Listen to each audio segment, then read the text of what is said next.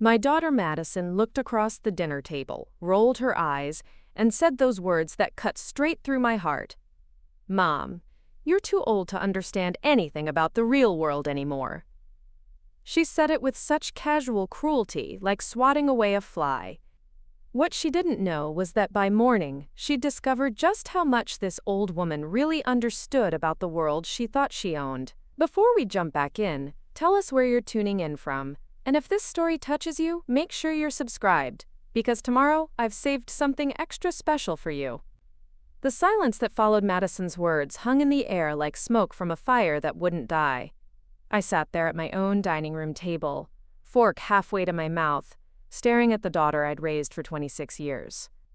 The same little girl who used to crawl into my bed during thunderstorms, who begged me to read just one more bedtime story, who cried when I dropped her off at kindergarten because she didn't want to leave my side.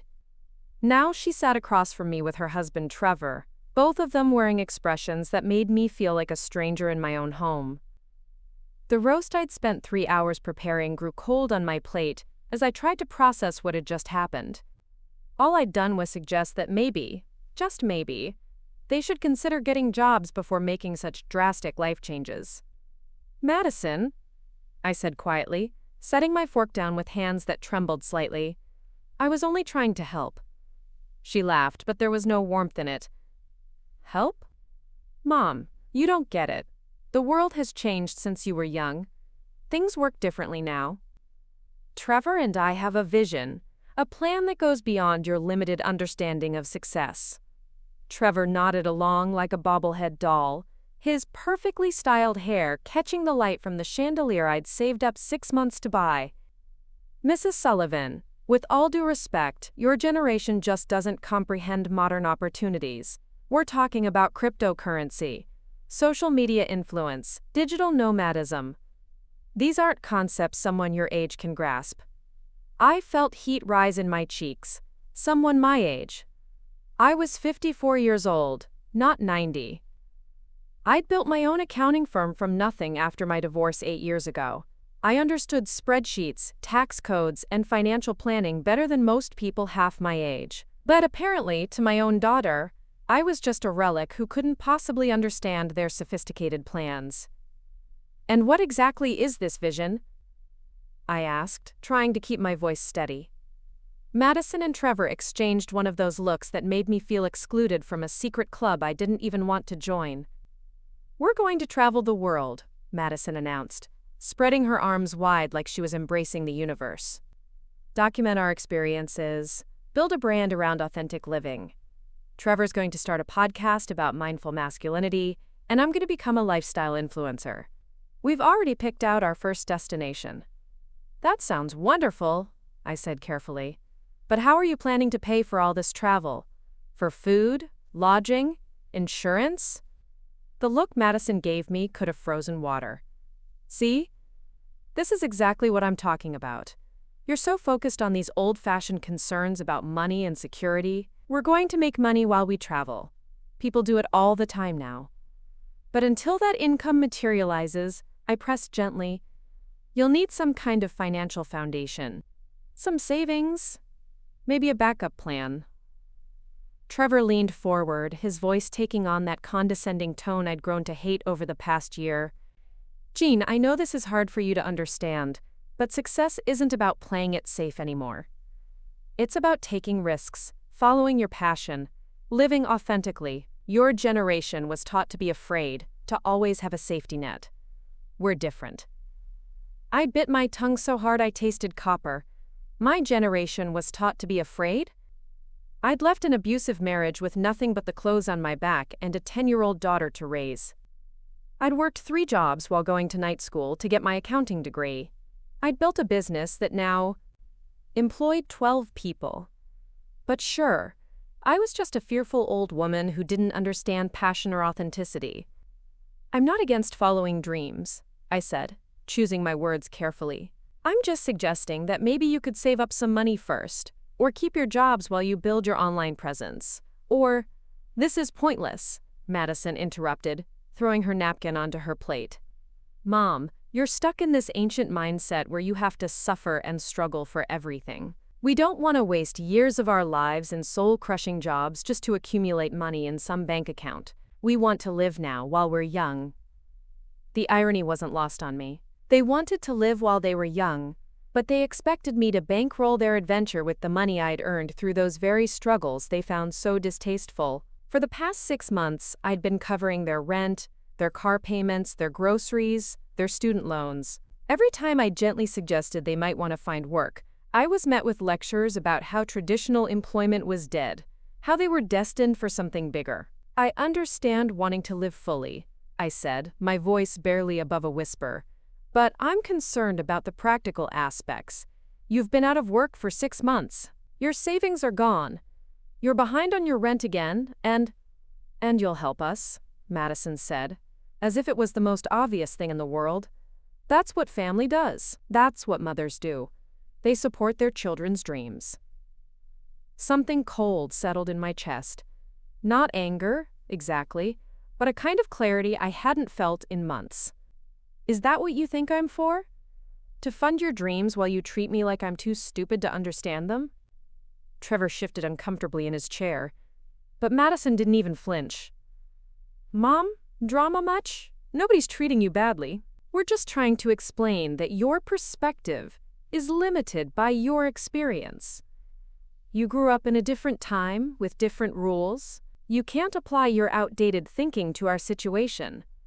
I stood up slowly, my legs feeling strangely unsteady. In the span of 30 minutes, my daughter had called me old, stupid, outdated, and limited.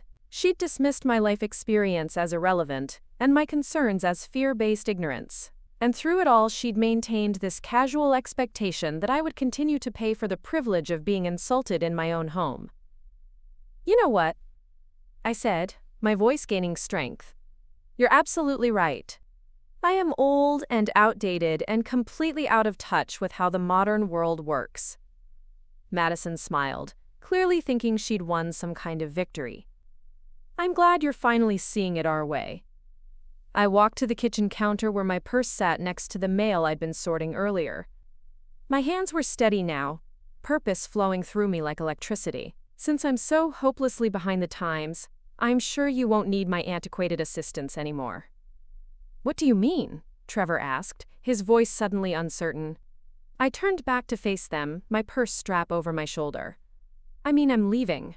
You two are obviously sophisticated enough to handle your own affairs without input from someone as limited as me. Madison's smile faltered. Mom, you're being ridiculous. We're just having a conversation. No, I said, my voice calm and clear. We're not having a conversation. You've been lecturing me about my inadequacies while expecting me to fund your lifestyle. That's not a conversation. That's exploitation wrapped in condescension. I walked toward the front door, each step feeling lighter than the last. Behind me, I heard Madison's chair scrape against the floor. Where are you going? She called out, and for the first time all evening I heard something like concern in her voice. I paused at the door, my hand on the handle. I'm going to find someone who values my outdated wisdom enough to treat me with basic respect. Enjoy your dinner. I hope it tastes as good as your superiority feels. The cool evening air hit my face as I stepped outside, and I realized I was smiling. For the first time in months, I felt like myself again. As I walked to my car, Preparing and narrating this story took us a lot of time. So if you are enjoying it, subscribe to our channel. It means a lot to us. Now, back to the story. Could hear raised voices from inside the house, Madison and Trevor arguing about something, but their words couldn't reach me anymore. I drove aimlessly for a while, winding through the familiar streets of my neighborhood. The autumn leaves were just beginning to change, painting the world in shades of gold and amber. I'd always loved this time of year, the way everything transformed so beautifully before letting go. Maybe there was a lesson in that. My phone buzzed with a text message, and I pulled over to check it. Madison's name lit up the screen. Mom, come back. You're overreacting. We can talk about this. I stared at the message for a long moment, then turned off my phone without responding. Some conversations weren't worth having, especially when only one person was interested in actually talking. I ended up at Linda's house, my best friend since college. She took one look at my face and ushered me inside without a single question. We sat in her cozy living room with cups of tea, and I told her everything that had happened at dinner. Linda listened without interrupting, her expression growing more incredulous with each detail. "So let me get this straight," she said when I finished. "Madison calls you old and stupid, dismisses your entire life experience, expects you to pay for everything, and then acts shocked when you leave?" "That's about the size of it," I said, surprised by how calm I felt. The worst part is, I think she genuinely believes she was being reasonable. Like, I should be grateful for the education she was providing about my own limitations. Linda shook her head. "Honey, you know I love Madison like she's my own, but that girl has lost her mind. And that husband of hers is a piece of work." "They think I don't understand the modern world," I said, taking a sip of tea. "Maybe they're right. Maybe I am too old to understand why someone would quit their job to become an influencer without any backup plan." "Jean Sullivan," Linda said firmly, "you are one of the smartest, most capable women I know. You built a successful business from scratch. You raised a daughter as a single mother. You've adapted to every change the world has thrown at you. Don't let their delusions make you doubt yourself." I smiled, feeling some of the tension leave my shoulders. "Thank you for that. I needed to hear it." "What are you going to do now?" Linda asked. I set down my teacup and leaned back in the comfortable chair. "I honestly don't know. Part of me wants to go back and pretend none of this happened. But another part of me is tired of being treated like an ATM with no feelings. You've been supporting them financially for months," Linda pointed out. "What happens if you stop?" "They'll figure it out," I said. "Or they won't. Either way, it's not my responsibility to fund their dreams while they insult my intelligence." We talked for another hour, and by the time I left Linda's house, I felt centered again. Driving home, I made a decision that surprised me with its clarity. I wasn't going to chase after Madison, begging for forgiveness for crimes I hadn't committed. If she wanted to apologize for her behavior, she knew where to find me. But I was done enabling the very attitude that was destroying our relationship. My house felt different when I walked back inside. The dinner dishes were still on the table, the food now cold and congealed. Madison and Trevor were gone, and they'd left the mess behind like a final insult. I cleaned up methodically, washing each dish with more care than it deserved, trying to process the evening's events. As I wiped down the table, I noticed something I'd missed earlier. Trevor had left behind a folder, thick with papers. Curious, I opened it and began reading. What I found made my blood run cold. The papers outlined their travel plans in detail, complete with budgets and timelines. But these weren't the vague dreams they'd described over dinner. These were concrete plans, with specific destinations, accommodations, and costs. According to their calculations, they expected to spend $60,000 in their first year of travel, $60,000 they didn't have. The most shocking part was a handwritten note in Madison's familiar script. "Mom's monthly contribution, $3,000, should cover basic expenses plus travel fund accumulation. Will increase as needed." They hadn't just been planning to travel on my dime, they'd been planning to extort a specific amount from me, month after month, as if I was some kind of trust fund they could tap at will. The casual entitlement of it took my breath away. They'd calculated my contribution into their budget like I was a business partner who'd already agreed to invest. I sat down heavily in my kitchen chair, the papers scattered in front of me. This wasn't about different generational perspectives or understanding modern opportunities. This was about two people who decided I owed them a lifestyle I'd never agreed to provide. They'd crafted their entire future around my financial support, without ever asking if I was willing or able to give it. The phone rang, startling me out of my thoughts. Madison's name appeared on the caller ID, and for a moment I considered answering. Maybe she was calling to apologize, to acknowledge that she'd been unfair. But then I remembered her text earlier, the one that blamed me for overreacting instead of taking responsibility for her own words. I let it go to voicemail. Then I did something I'd never done before. I called my financial advisor, even though it was after business hours, and left a message asking for an emergency appointment the next morning. If Madison and Trevor wanted to play financial games, they were about to discover that the old lady they'd dismissed had a few strategies of her own. That night, I lay in bed staring at the ceiling, my mind racing with possibilities. For months, I'd been so focused on maintaining peace with Madison that I'd forgotten to maintain my own dignity. I'd allowed myself to be treated poorly because I was afraid of losing my daughter's love. But somewhere along the way, I'd lost her respect instead, and mine too. Tomorrow would be different. Tomorrow, they'd learn that underestimating someone because of their age was a mistake that came with consequences. I wasn't just some old woman too stupid to understand their brilliant plans. I was Jean Sullivan, and I'd survived challenges that would have broken people half my age. As I finally drifted off to sleep, I found myself smiling again. Madison was right about one thing. The world had changed since I was young. What she didn't realize was that I'd changed with it. And I'd learned a few things along the way that weren't taught in her generation's handbook of entitlement.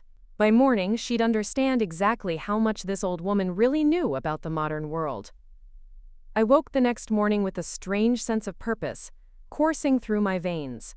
The autumn sunlight filtered through my bedroom curtains, casting long shadows across the hardwood floor I'd refinished myself 3 years ago. Everything in this house told a story of my independence, my capability, my refusal to be defeated by circumstances. Yet somewhere along the way I'd forgotten that strength when it came to my own daughter. My phone showed 17 missed calls from Madison and 12 text messages, each one growing more frantic than the last. The final message, sent at 2:30 in the morning, simply read, "Mom, we need to talk. This is important." I set the phone aside without reading the others, and made my coffee with deliberate slowness. The routine grounded me, reminded me of who I was before I became someone's personal bank account. The rich aroma filled my kitchen as I prepared for what I already knew would be a pivotal day. My appointment with Marcus Chen, my financial advisor, wasn't until 10, but I had calls to make first. I'd spent half the night thinking about those papers Trevor had left behind, that calculated budget that treated my money like their personal inheritance. If they wanted to play financial games with my future, then it was time they learned the rules. The first call was to my bank. Sandra Williams had been handling my accounts for 8 years, ever since I'd started my business. She knew my financial history, understood my goals, and more importantly, she'd watched me build my success from nothing. "Jean, good morning." Sandra's voice was warm and professional. "What can I do for you today?" "I need to make some changes to my accounts," I said, settling into my kitchen chair with my coffee. "Specifically, I want to set up some new security measures and review all my automatic transfers." There was a brief pause. "Is everything all right?" "This sounds like fraud prevention." "In a way, it is," I replied. "I've discovered that someone has been making unauthorized assumptions about access to my money. I want to make sure my accounts are completely secure." Sandra's tone shifted to business mode. "I can schedule you for this afternoon. We'll do a complete security review, update all your passwords and access codes, and look at any recurring transfers you might want to modify." After confirming the appointment, I made my second call to Patricia Lopez, my attorney. Patricia had handled my divorce 8 years ago and had become both a legal advisor and a friend. She'd seen me at my lowest point and helped me rebuild my life on my own terms. "Patricia, I need some advice about financial boundaries and family obligations," I began. "Ah?" she said knowingly. "Madison troubles again?" Patricia had been hearing about my daughter's increasingly entitled behavior for months. She gently warned me that my generosity might be enabling patterns I'd later regret, but I'd been too afraid of damaging our relationship to listen. "It's escalated," I said, and told her about the dinner conversation and the papers I'd found. When I finished, Patricia was quiet for a long moment. "Jean, what you're describing isn't family support. It's financial abuse. The fact that they budgeted your money without your consent, that they've created plans based on your income, that's a form of exploitation." "But she's my daughter," I said, the words feeling hollow even as I spoke them. "Being someone's mother doesn't make you their personal ATM." Patricia replied firmly, "You have the right to say no. You have the right to protect your assets. And you absolutely have the right to be treated with respect in your own home." We talked for another 20 minutes about my options, about setting boundaries, about protecting myself legally and financially. By the time I hung up, I felt like I was remembering how to breathe properly again. My phone rang almost immediately. Madison's name flashed on the screen, and this time, I answered. "Mom, thank God," she said, relief flooding her voice. "I've been trying to reach you all night. We need to talk." "Good morning to you too, Madison," I said calmly. "Look, about last night," she continued, rushing through her words. "Maybe I came across a little harsh. Trevor thinks I might have hurt your feelings, and I wanted to clear the air." A little harsh. I almost laughed at the understatement. "I see. And what exactly did you want to clear up?" "Well, you know how passionate I get about our future plans. Sometimes I express things in ways that might sound insensitive, but I don't mean anything by it. I love you." I waited for an actual apology, for acknowledgement of what she'd said, for recognition that she'd treated me with contempt. Instead, I got explanations and deflections. "Madison, do you remember what you said to me last night?" "I remember we had a disagreement about our travel plans," she said carefully. "And I probably got a little defensive when you started questioning our decisions." "You told me I was too old to understand the real world," I said quietly. "You said my perspective was limited by my experience, that my thinking was outdated, that I couldn't grasp modern concepts." There was a pause. "Mom, you're being dramatic. I was just trying to explain that things work differently now than when you were starting out. It wasn't personal." "Not personal." I felt something cold settle in my chest. "And the budget, Madison? The one Trevor left behind? The one where you calculated my monthly contribution at $3,000? The silence stretched so long I thought the call had dropped.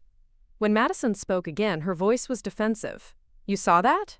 It's just preliminary planning. We were exploring different scenarios. Scenarios that included spending $60,000 of my money in your first year." "It's not like that," she said quickly. "We were just being thorough, thinking through all the possibilities. We'd pay you back eventually, once our income streams developed. From your podcast and Instagram account, those things take time to monetize," she said, and I could hear irritation creeping into her voice. "But they're legitimate business models. Just because you don't understand social media marketing doesn't mean it's not real." There it was again. The casual dismissal, the implication that my concerns stemmed from ignorance rather than experience. Even when caught red-handed planning to spend my money, she was lecturing me about my limitations. "I need to go," I said. "I have appointments today." "Mom, wait. We should get together and talk about this properly. Can you come over tonight? I'll cook dinner, and we can work everything out." The assumption that I would simply show up, that we could work everything out with me providing funding and her providing condescension, was breathtaking in its audacity. "I'm not available tonight," I said. "Tomorrow then? Or this weekend? Mom, we really need to discuss our plans. There are deadlines we're working with." Deadlines. As if my money came with an expiration date. "Madison, I need some time to think. Don't make any plans that depend on my financial involvement until we've had a proper conversation." "What does that mean?" Her voice sharpened with alarm. "It means exactly what I said. Don't assume anything about my money." I ended the call before she could respond, my hands trembling slightly from the adrenaline. Even after being caught planning to spend my savings, even after treating me with such disrespect, Madison's primary concern was securing access to my funds. Not my feelings, not our relationship, but my wallet. The meeting with Marcus went exactly as I'd hoped. He listened to my situation without judgment, his expression growing more serious as I explained the evening's events and my discoveries. "Jean, I've been managing your portfolio for 5 years," he said, leaning back in his leather chair. "You've worked incredibly hard to build your financial security. You have every right to protect it." "I feel guilty," I admitted. "She's my daughter. I want to help her succeed." "There's a difference between helping someone succeed and enabling their irresponsibility," Marcus replied. "What you're describing isn't support, it's subsidy. And subsidies often prevent people from developing the skills they need to actually succeed." We spent 2 hours reviewing my accounts, my investments, my retirement planning. Marcus showed me projections of what my financial picture would look like if I continued funding Madison's lifestyle at the rate she'd budgeted. The numbers were sobering. At $3,000 per month, he said, pointing to his calculations, you'd be depleting your emergency fund within 18 months. Your retirement timeline would be pushed back by at least 5 years, possibly more if they increase their expectations, which they likely will. And if something happened to me, an illness, an accident, you'd be financially vulnerable in exactly the situations where you'd need security most, Marcus confirmed. You'd be sacrificing your future stability for their current comfort. I left his office with a new understanding of what was at stake. This wasn't just about monthly payments or travel funds. This was about my daughter expecting me to mortgage my future for her immediate gratification, while treating me like I was too stupid to understand the arrangement. My phone had been buzzing throughout the meeting. More calls from Madison, and now several from Trevor. I ignored them all until I was back home, sitting in my garden with a cup of tea, surrounded by the roses I'd planted and tended for years. When I finally listened to the voicemails, Trevor's voice was smooth and conciliatory. Jean, I think there's been a misunderstanding. Madison's upset, and I hate seeing tension in the family. Could we all sit down together? I think I can help bridge this communication gap. Bridge the communication gap. As if the problem was miscommunication, rather than fundamental disrespect. The second message was from Madison, and her tone had shifted entirely. Mom, I'm really worried about you. You're acting strangely, and I think maybe you're going through something. Should we talk to your doctor? Sometimes women your age experience hormonal changes that affect their thinking. My thinking. She'd moved from dismissing my understanding of the modern world to questioning my mental competence. Apparently, any resistance to their financial plans was evidence of cognitive decline. I was still processing this latest insult when my doorbell rang. Through the window, I could see Madison's car in my driveway. She stood on my porch holding a bouquet of flowers, Trevor beside her with what I assumed was meant to be a charming smile. I opened the door but didn't invite them in. Surprise! Madison said brightly, holding out the flowers. We thought we'd bring you these and clear up any confusion from yesterday. What confusion would that be? I asked, accepting the flowers but remaining in the doorway. Well, Trevor stepped forward with his practiced charm. It seems like our discussion about our travel plans might have been misinterpreted. We never intended to imply that we expected anything from you financially. I looked between them, amazed at their audacity. Then why was my monthly contribution itemized in your budget? That was just wishful thinking, Madison said quickly. You've been so generous in the past, we wondered if you might want to be part of our adventure. But we understand if you can't. Can't. Not won't, but can't. The implication being that if I could afford it, I naturally would want to fund their travels. And your assessment of my mental capabilities? I asked. Your concern about my thinking being affected by hormonal changes? Madison had the grace to look embarrassed. I was worried about you. You seemed so upset yesterday, and it wasn't like you to react so strongly to a simple conversation. A simple conversation where you called me too old to understand the real world? I never said that, Madison protested. You're twisting my words. I stared at her.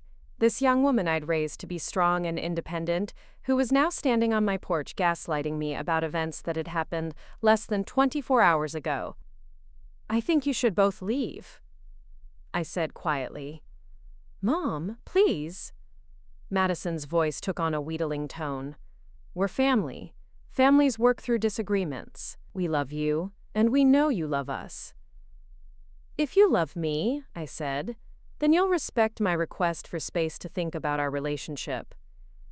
Trevor's charming mask slipped slightly.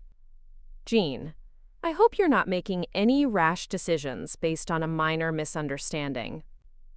Madison's been crying all night, worried that she's somehow damaged your relationship. The relationship was damaged the moment you both decided I was too old and stupid to have a voice in how my money gets spent, I replied. Nobody said you were stupid, Madison said, her voice rising. "You're being irrational." Irrational. Another word designed to dismiss my feelings and paint me as the problem. I stepped back and began to close the door. "Wait," Trevor called out. "Jean, be reasonable." We drove all the way over here to apologize. "I haven't heard an apology yet," I said. "I've heard explanations, justifications, and attempts to convince me that my memory and mental state are unreliable, but no apology." "I'm sorry you feel hurt," Madison said desperately. "I'm sorry there was a misunderstanding. Sorry I felt hurt. Sorry for a misunderstanding." Still no acknowledgement of what she'd actually done or said. "Goodbye, Madison," I said, and closed the door. I watched through the window as they stood on my porch for several minutes, clearly debating their next move. Trevor gestured animatedly while Madison shook her head. Finally, they returned to their car, but instead of leaving, they sat there for another 20 minutes, probably strategizing their next approach. When they finally drove away, I felt simultaneously relieved and heartbroken. The daughter I'd raised would never have spoken to anyone the way Madison had spoken to me. That girl had been considerate, thoughtful, grateful for what she had. When had she become this entitled stranger who viewed my love as a resource to be exploited? That evening, I called Linda and told her about the day's events. She listened with growing outrage as I described the budget, the phone calls, the porch visit with its non-apologies. "They actually tried to gaslight you about what happened at dinner?" Linda's voice was incredulous. "Jean, that's emotional abuse. They're trying to make you doubt your own memory and judgment." "I know," I said quietly. "The worst part is, it almost worked." For a moment, standing there listening to Madison tell me I was being irrational, I started to wonder if I had misunderstood something. "That's what manipulators do," Linda said firmly. "They make you question your own sanity rather than admit their behavior was wrong." We talked until late, and Linda helped me see the situation more clearly. This wasn't about generational differences or misunderstandings. This was about two people who felt entitled to my money and were willing to undermine my confidence to get it. That night, I made a decision that would have seemed impossible just days earlier. I was going to stop enabling Madison's financial irresponsibility and emotional manipulation. If she wanted to travel the world and build a lifestyle brand, she could do it on her own dime. But I wasn't just going to cut off funding and hope for the best. Madison and Trevor had shown me exactly who they were, and I believed them.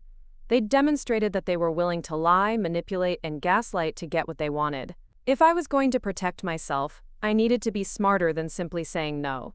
I started planning my own strategy, one that would ensure my financial security while making it clear that the days of taking advantage of my generosity were over. Madison thought I was too old to understand the modern world, but she was about to discover that experience had taught me a few things about protecting myself that her generation hadn't learned yet. The next morning brought a new barrage of calls and texts, but this time I was ready for them. Madison alternated between tearful apologies and angry demands for explanations. Trevor sent long messages about family unity and the importance of supporting each other's dreams. But I was done being reactive. It was time to be proactive. It was time to show them exactly how much this old woman understood about the real world. 3 days of silence had passed when I received the email that changed everything. It arrived on Thursday morning while I was reviewing quarterly reports for my accounting firm. The familiar routine of numbers and spreadsheets providing a welcome distraction from the emotional turmoil at home. The sender was someone I hadn't heard from in over a decade. Robert Kensington, senior partner at Kensington Walsh & Associates, one of the most prestigious accounting firms in the state. We'd crossed paths years ago when I was building my practice, and he'd been impressed enough with my work to offer me a position that I'd declined in favor of maintaining my independence. "Dear Jean," the email began, "I hope this message finds you well. I'm reaching out because KW&A is expanding our forensic accounting division, and your name came up in our partner discussions. We're specifically looking for someone with your expertise in small business financial analysis and fraud detection to head a new department focused on family financial disputes and estate irregularities." I read the email twice, then a third time, hardly believing what I was seeing. The position offered was everything I'd never dared to dream of. Department head at a major firm, a Badista V Parta.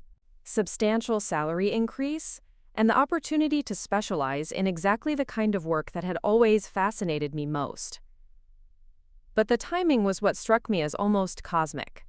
Robert was offering me a role in forensic accounting, the very skills I'd need to protect myself from the financial manipulation I was experiencing at home. It was as if the universe was providing me with the tools I needed, exactly when I needed them most. I called Robert immediately, my hands trembling slightly as I dialed. His assistant put me through within minutes, and his warm voice filled my office. "Jean, I'm so glad you called. I was hoping that email wouldn't end up in your spam folder." "Robert, this opportunity sounds incredible," I said, trying to keep my voice professional despite my excitement. "Tell me more about what you have in mind." For the next hour, we discussed the position in detail. The Forensic Accounting Division would handle cases involving financial abuse within families, suspicious estate management, and complex inheritance disputes. My job would be to analyze financial records, trace money trails, and provide expert testimony in legal proceedings. The starting salary is $180,000 plus bonuses based on case outcomes, Robert explained. You'd have a team of 4 junior associates, your own office suite, and complete autonomy in how you structure the department. The number took my breath away. It was nearly triple what I was currently earning from my small practice. More importantly, it was the kind of work that would challenge me intellectually and make use of every skill I'd developed over the past 2 decades. "There's just one catch," Robert continued. "We need someone who can start immediately. We've got 3 major cases that require immediate attention, and our current staff is overwhelmed." "How immediately?" I asked. "Could you be here Monday morning?"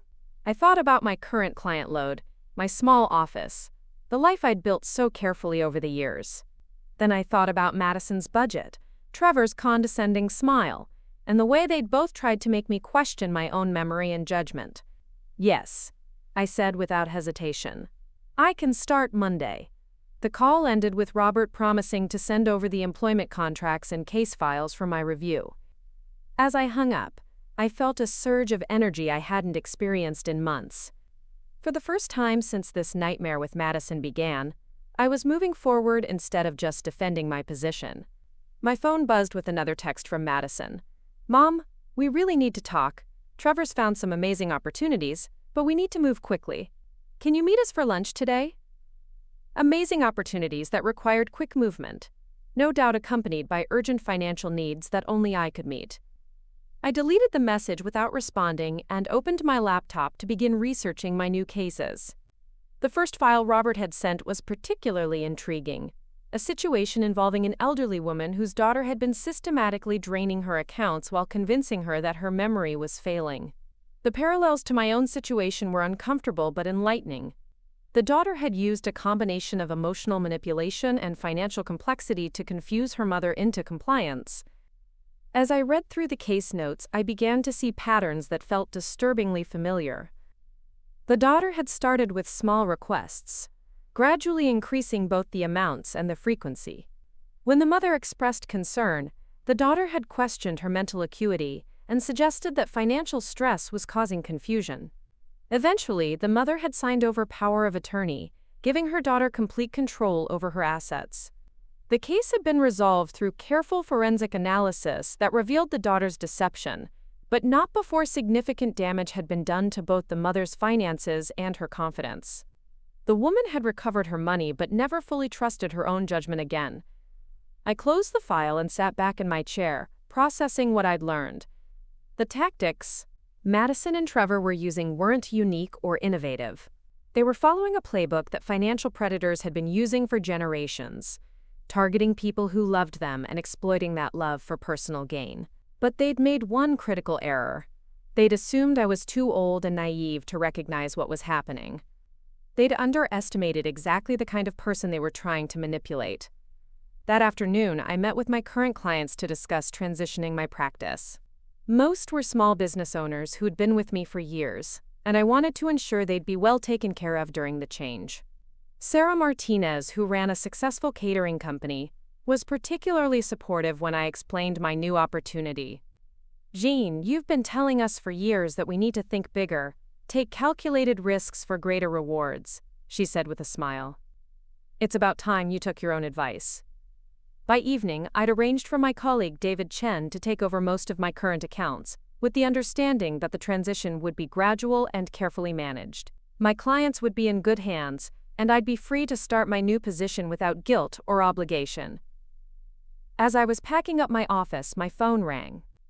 Madison's name appeared on the screen, and I decided it was time for a conversation.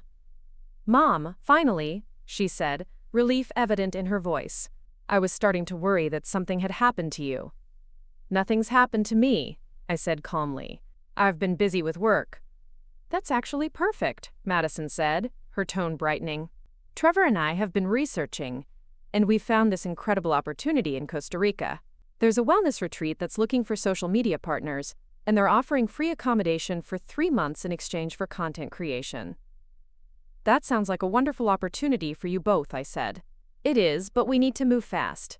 They want us there by next month, which means we need to book flights, get visas, buy equipment for content creation. The initial investment is about $15,000, but the potential returns are enormous. $15,000. Delivered as casually as if she were asking me to pick up dinner, and wrapped in the language of investment and returns, as if this were a business proposition rather than another request for funding. "Madison, where are you planning to get $15,000? There was a pause. "Well, we were hoping you might see this as an investment opportunity. You'd essentially be our business partner, and we'd pay you back with interest once our influencer income starts flowing." "And when do you project that income will start flowing?" "It's hard to say exactly," Madison admitted. "These things take time to build. Maybe 6 months, maybe a year. But the potential is huge, Mom. This could be the breakthrough we've been working toward." I walked to my office window and looked out at the parking lot, where people were ending their workdays and heading home to families who presumably treated them with respect and appreciation. "Madison, I need to tell you something," I said. "I've accepted a new job. I start Monday at Kensington, Walsh & Associates." "That's great, Mom," she said, though her tone suggested she wasn't really listening. "More income is always good. So what do you think about the Costa Rica opportunity?" "I think you and Trevor should pursue whatever opportunities excite you," I said. "But you'll need to find your own financing." The silence stretched long enough that I wondered if the call had dropped. When Madison spoke again, her voice was tight with what I recognized as barely controlled panic. "What do you mean? Find our own financing?" "Mom, this is a time-sensitive opportunity.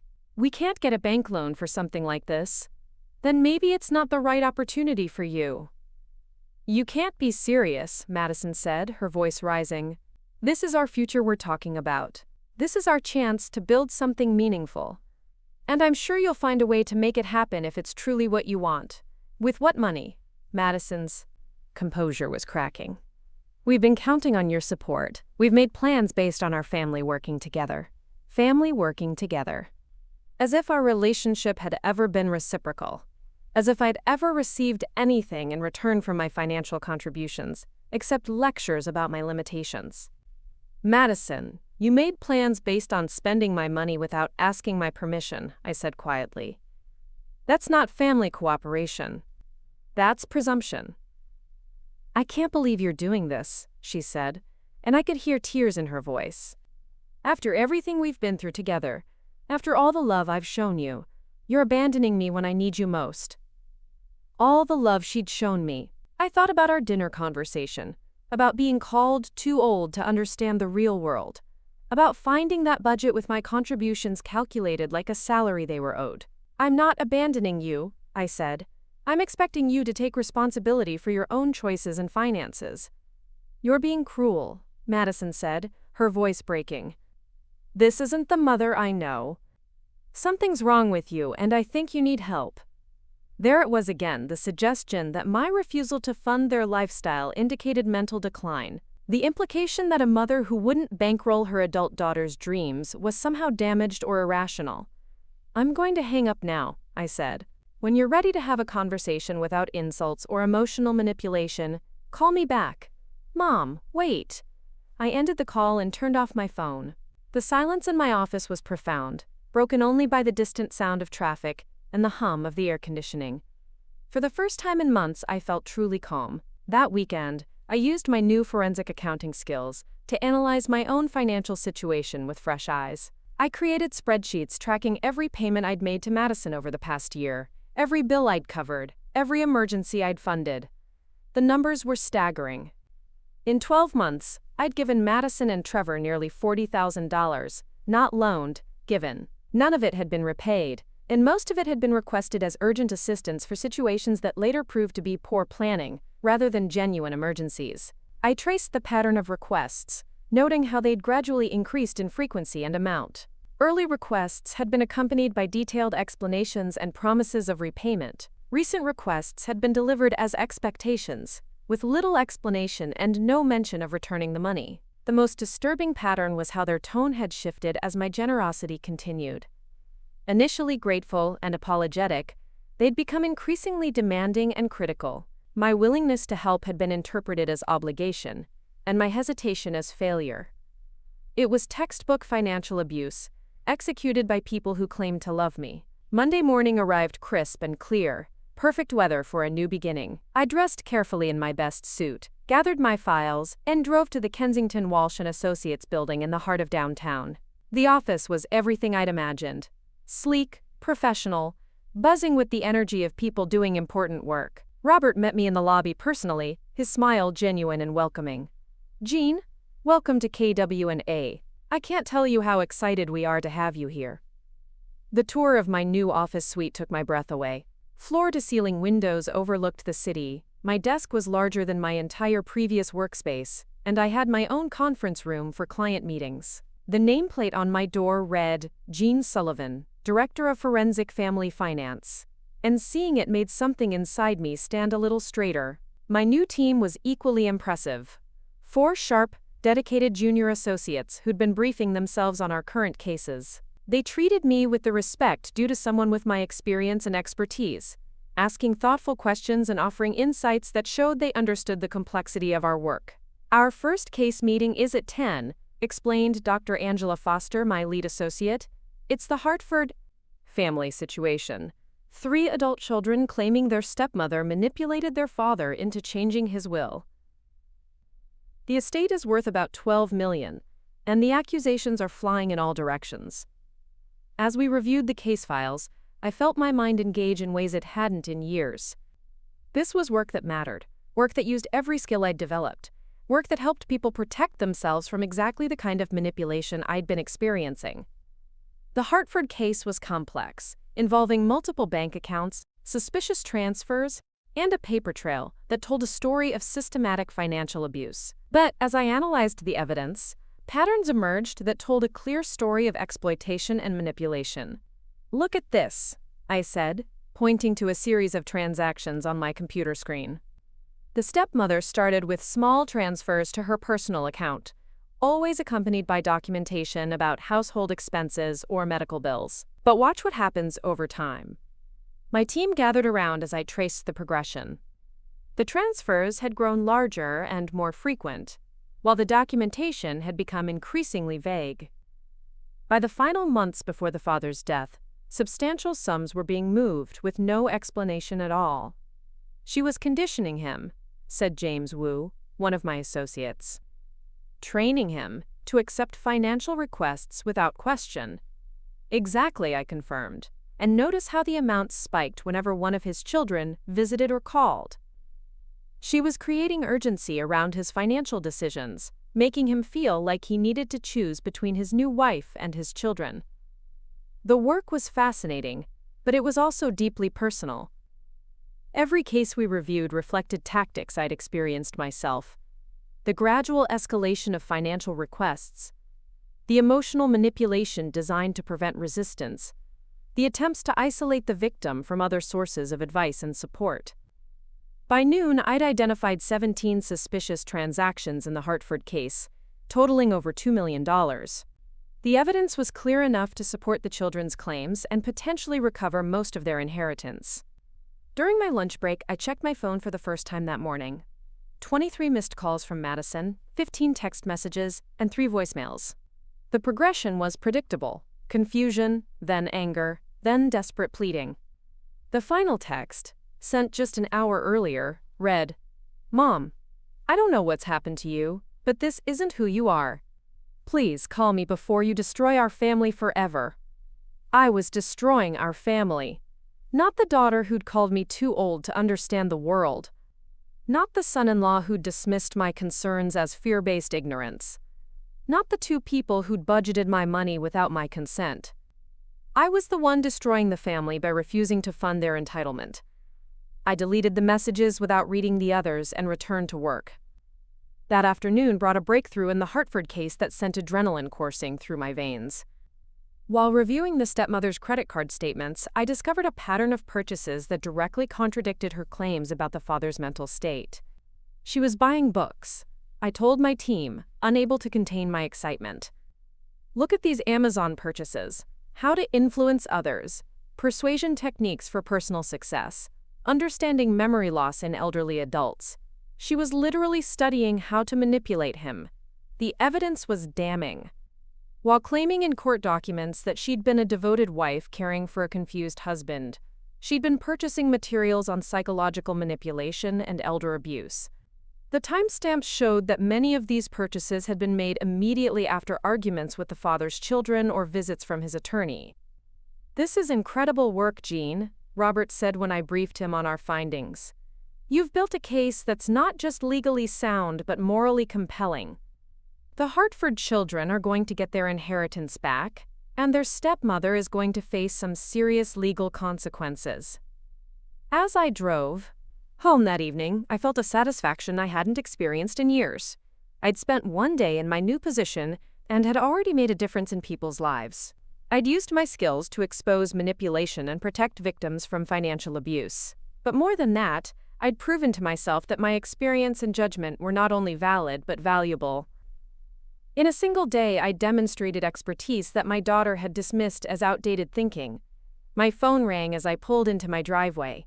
Madison's name appeared on the screen, and this time I answered. "Mom," she said, her voice hoarse from crying. "Please, we need to talk. I'm scared."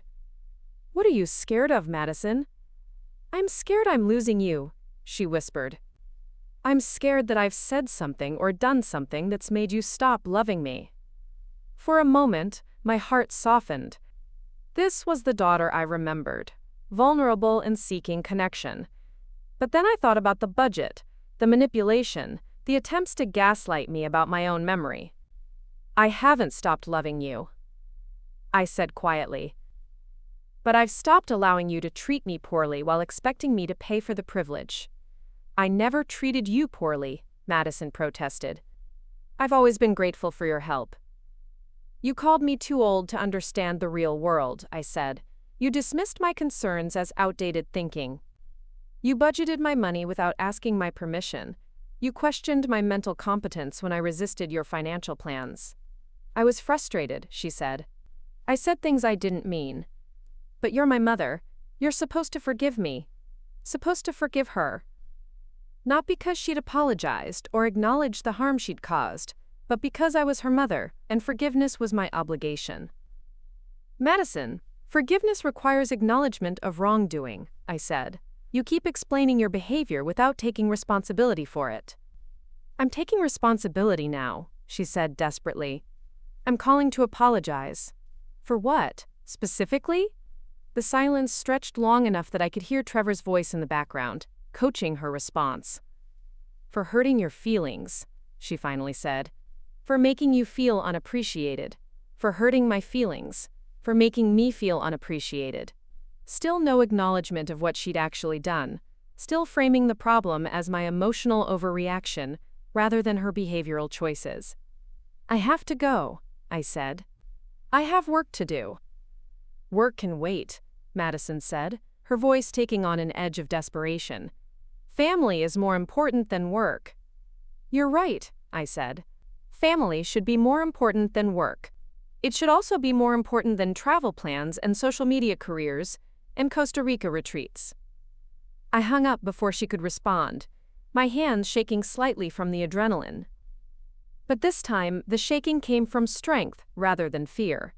I was no longer the confused, guilty mother who doubted her own judgment.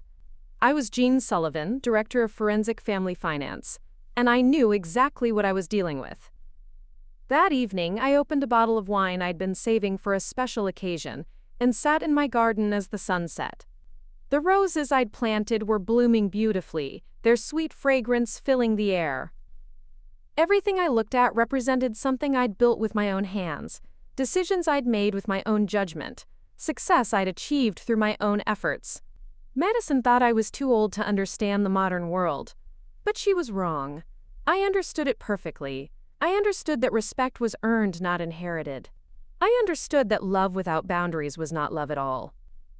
And I understood that sometimes protecting yourself required disappointing people who expected your sacrifice as their due. Tomorrow would bring new cases, new challenges, new opportunities to use my skills for meaningful work. It would also bring more calls from Madison, more attempts at manipulation, more efforts to make me doubt my own worth and judgment. But I was ready for all of it. For the first time in months, I knew exactly who I was and what I was worth. And no amount of emotional manipulation was going to make me forget it again. 2 weeks into my new position at Kensington Walsh and Associates, I was reviewing a particularly complex case when my assistant knocked on my office door. Dr. Angela Foster entered carrying a manila folder that immediately caught my attention because of the way she held it, like it contained something explosive. "Jane, we've received a new case referral that I think you should see immediately," she said, setting the folder on my desk with unusual care. I opened it and felt my blood turn to ice. The client intake form bore a familiar name, Trevor Nash. The case summary described a situation involving alleged financial elder abuse, with Trevor claiming that his mother-in-law had been withholding financial support that had been promised to him and his wife. Trevor had hired an attorney and was pursuing legal action against me for what he termed verbal contract violation and, quote, intentional infliction of emotional distress. According to his filing, I had made commitments to fund their travel business venture and had reneged on those promises, causing them significant financial and emotional harm. "This is remarkable," Angela said, studying my expression. "He's actually trying to sue you for not giving him money that was never legally his." I read through the documents more carefully, my forensic training kicking in despite the personal nature of the situation. Trevor's attorney had crafted a narrative that painted me as a vindictive older woman who had used financial promises to control my daughter's life, then cruelly withdrawn support when they tried to establish independence. The filing included screenshots of text messages between Madison and me, taken completely out of context to suggest that I had made firm commitments to fund their various schemes. A casual, "we'll figure something out," in response to one of Madison's financial crises, had been presented as a binding promise of support. Most audaciously, they had included their original travel budget as evidence of my agreement to their plans, claiming that my failure to object when Trevor accidentally left the papers behind constituted acceptance of the financial arrangement. "They're actually trying to use my discovery of their budget as evidence that I agreed to it," I said, almost admiring the audacity despite my anger. "They're claiming that because I didn't immediately object, I must have consented to their spending my money." "That's not how contract law works," Angela observed, "but it's certainly creative. What do you want to do about this?" I sat back in my chair, processing the implications. Trevor and Madison weren't just trying to guilt me into funding their lifestyle anymore. They were attempting to use the legal system to force me to pay for their dreams. They had escalated from emotional manipulation to legal coercion. But they had made one critical error in their strategy. They had chosen to sue the director of forensic family finance at one of the most prestigious accounting firms in the state. They were bringing a financial case against someone whose job was literally to expose and prosecute financial abuse. "I want to countersue," I said, my voice steady despite the adrenaline coursing through my veins. "And I want to do it using every resource this firm has available." Angela's eyes lit up with professional interest. "On what grounds? Attempted financial fraud, extortion, and harassment?" I said, my mind already working through the possibilities. "They've been systematically trying to manipulate me into funding their lifestyle through threats, emotional abuse, and now legal intimidation. We have documentation of their attempts to budget my money without consent, their escalating demands, and their efforts to undermine my mental competency when I resisted." "This could be a landmark case," Angela said, excitement evident in her voice, using forensic accounting to demonstrate patterns of financial abuse within families. The legal precedent could be significant. I spent the rest of the day working with my team to build a comprehensive response to Trevor's lawsuit. We gathered every piece of evidence I had: the budget documents, recorded phone calls where they had permission, text message chains showing the escalation of demands, and financial records demonstrating the one-sided nature of our relationship. But our most powerful weapon was something Trevor and Madison had never expected: my expertise in exactly the kind of case they were trying to bring against me. "Look at this pattern," I explained to my team as we analyzed the evidence. Initial requests were small and accompanied by detailed explanations. As I complied, the requests increased in frequency and amount, while the explanations became vaguer. Classic conditioning behavior designed to normalize financial exploitation. James Wu had compiled a timeline of their demands that was staggering in its progression. What had started as a $100 emergency had evolved into multi-$1,000 expectations within just 18 months. "They were testing your boundaries," observed Dr. Foster. "Each successful request made the next one seem more reasonable by comparison. And look at how they responded when I finally said no," I added, pointing to the text messages from the past 2 weeks. Immediate escalation to questioning my mental capacity, followed by attempts at legal coercion. This is textbook financial predator behavior. The most damaging evidence came from Trevor's own filing. In attempting to prove that I had promised them money, he had inadvertently documented their sense of entitlement to my assets. The budget they had submitted as evidence showed that they had been planning to spend my money for years into the future, with increasing amounts each year. "They literally budgeted your retirement savings," Angela said, shaking her head in disbelief. "They projected taking $60,000 from you in year 1, scaling up to $90,000 by year 3. They were planning to financially drain you over the course of a decade." By 5 o'clock, we had assembled a countersuit that would have made my law school professors proud. We weren't just defending against Trevor's claims. We were exposing a systematic pattern of financial abuse and demanding both monetary damages and legal protection from further harassment. But as I prepared to leave the office, I realized that the legal battle was only part of what I needed to do.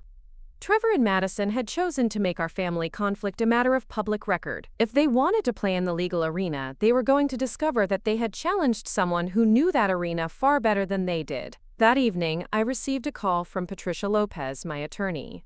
She had been served with papers regarding Trevor's lawsuit and wanted to discuss strategy. "Jean, I have to ask," Patricia said. "Are you absolutely certain you want to pursue this aggressively? Family lawsuits can be devastating to relationships." "What relationship?" I asked. "The one where my daughter calls me too old to understand the world while expecting me to fund her lifestyle? The one where her husband tries to legally force me to pay for their vacation plans?" "Point taken," Patricia acknowledged. "In that case, let's destroy them." We spent 2 hours going over the countersuit my team had prepared. Patricia was impressed with the thoroughness of our documentation and the strength of our legal position. "This is some of the most comprehensive evidence of financial abuse I've ever seen," she said. "You've documented every element needed to prove systematic exploitation. The fact that they're now trying to use the courts to continue that exploitation is just additional evidence of their intent." "What are our chances of success?" I asked. "With this evidence?" "I'd say we're looking at a slam dunk," Patricia replied. "But more importantly, I think we can get them to withdraw their suit entirely once they realize what they're up against." The next morning brought a development I hadn't anticipated. Madison appeared at my office building, somehow having convinced security to let her up to my floor. She was waiting in the reception area when I arrived, her eyes red from crying, her usual confident demeanor replaced by obvious desperation. "Mom, please," she said, standing up as soon as she saw me. "We need to talk before this gets out of hand." I looked at my daughter, this young woman I had raised to be strong and independent, who was now begging me to submit to financial exploitation. For a moment, my heart ached with the memory of who she used to be. "Madison, you shouldn't be here," I said quietly. "Anything you want to say should go through our attorneys." "I don't want attorneys," she said desperately. "I want my mother. I want to fix this before it destroys everything." I gestured toward my office and she followed me inside.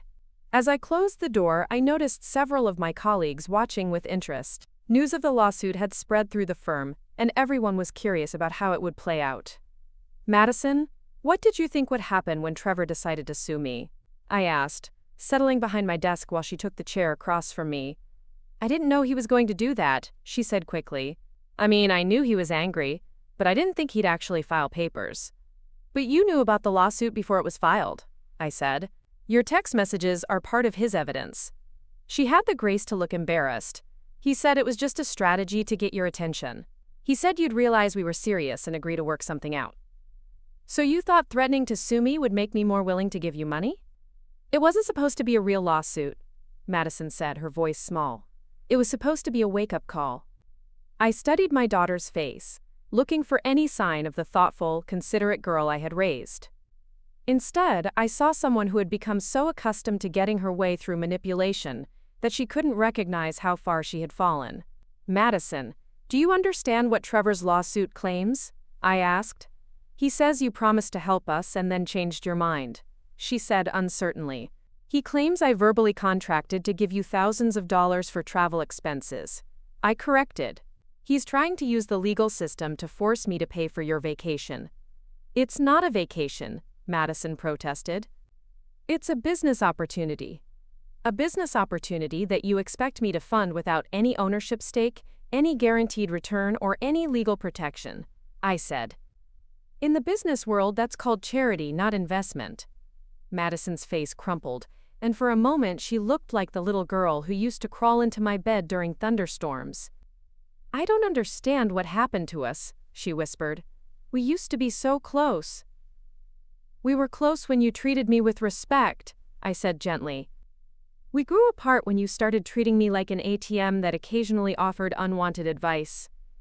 I never meant to hurt you, she said, tears flowing freely now. I love you, Mom. You're the most important person in my life. If I'm so important to you, why did you allow Trevor to sue me? Because I was scared, she admitted. We've put everything on hold waiting for this Costa Rica opportunity, and the deadline is next week. If we don't get the money soon, we'll lose the chance completely. I felt a flash of anger at the familiar manipulation. Even now, in what was supposed to be an apology, Madison was trying to create urgency around her financial needs. So your solution was to have your husband sue me? I thought maybe if you saw how serious we were, how much this meant to us, you'd understand, she said desperately. Madison, I want you to listen very carefully to what I'm about to tell you, I said, my voice firm but not unkind. Trevor's lawsuit is not just going to fail. It's going to backfire spectacularly. My team has documented every instance of financial manipulation you and Trevor have engaged in over the past 2 years. We have evidence of systematic exploitation, emotional abuse, and attempted extortion. Her face went pale. What does that mean? It means that by the time we're finished with our counter-suit, Trevor could be facing criminal charges for attempted fraud. It means that your efforts to get money from me are going to cost you far more than you ever hoped to gain. But we're family, Madison whispered. You wouldn't actually send Trevor to jail. Trevor made that choice when he decided to sue me, I replied. I didn't escalate this to the legal system. He did. Now he's going to discover what happens when you bring a legal case against someone who actually understands the law. Madison sat in silence for several minutes, processing what I had told her. When she spoke again, her voice was barely audible. What do you want from us? I want Trevor to withdraw his lawsuit immediately, I said. I want both of you to stop contacting me, except through attorneys. And I want you to get jobs and start supporting yourselves like the adults you claim to be. And if we do that, will you help us with Costa Rica? The question was so tone-deaf, so completely disconnected from everything I had just explained, that I almost laughed. Even after being told she was facing potential legal consequences, Madison's primary concern was still accessing my money. No, Madison, I said firmly.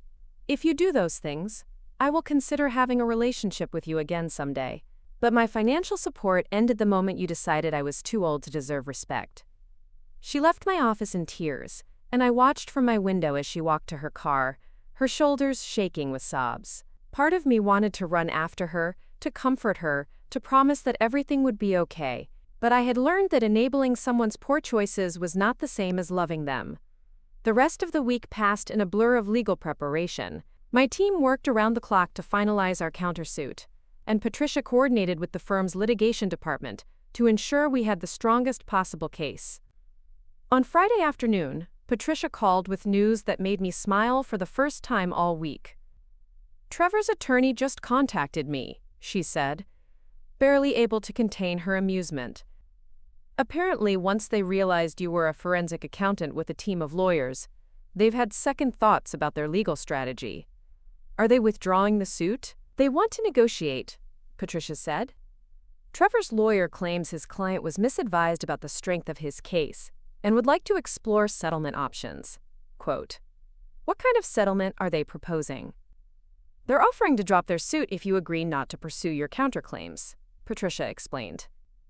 "Essentially, they want to pretend none of this ever happened." I thought about that for a moment.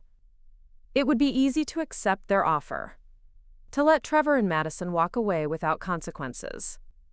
It would certainly be less stressful than pursuing a legal battle that could drag on for months, but it would also send the message that their behavior was acceptable, that they could attempt financial extortion without facing any real consequences. It would teach them that the threat of legal action was a viable strategy for getting what they wanted from people who loved them.